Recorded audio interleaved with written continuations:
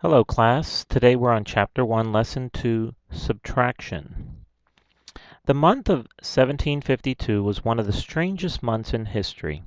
The day following September 1st was September 13th.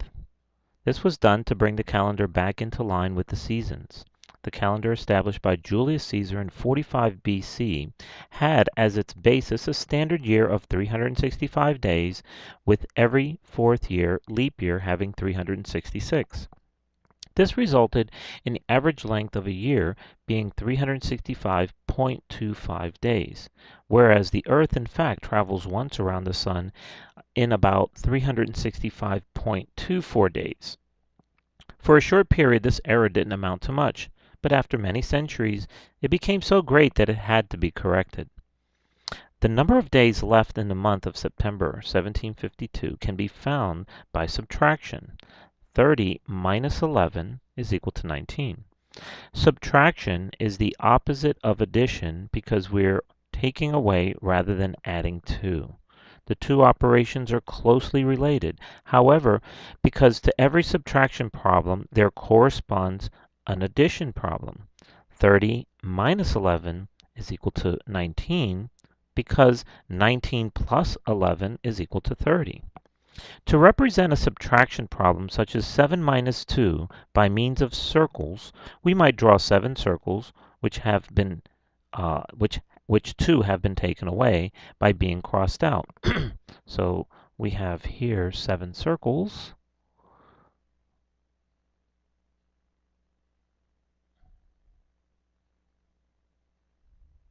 Okay, so we started with 7 and we can now cross out 2.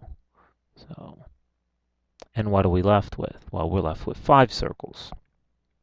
Subtraction can also be pictured by lengths along a line. The figure below is another way of showing that 7 minus 2 is equal to 5. So we have a long number line of 7 segments, and we see that there are 2 segments which are noted below, and that there are 5. So we could simply look at that as being, we have 7 at the top, we subtract the 2 below, and what's left? Well, we have 5 left.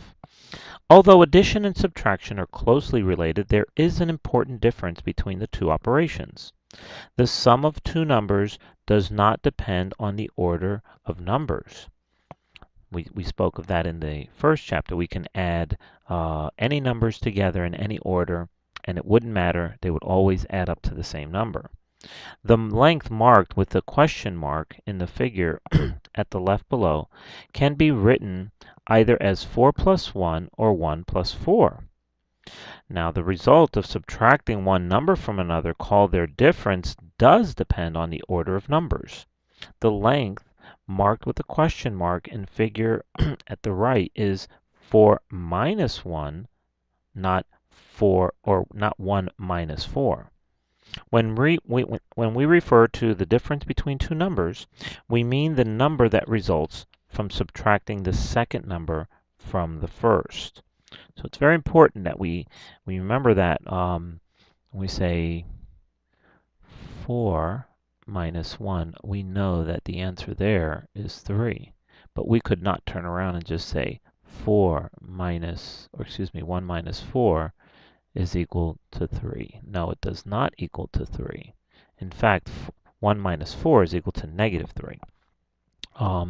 Now, if there were addition, 4 plus 1, we know that would be equal to 5. And we know that 1 plus 4 is also equal to 5. So that's the one big difference that we have between addition and subtraction. With addition, we can add them all up, any order, we get the same answer. When we start subtracting, we need to really understand what are we subtracting from what. And notice the words, from. Okay, we're subtracting or taking away something from something else.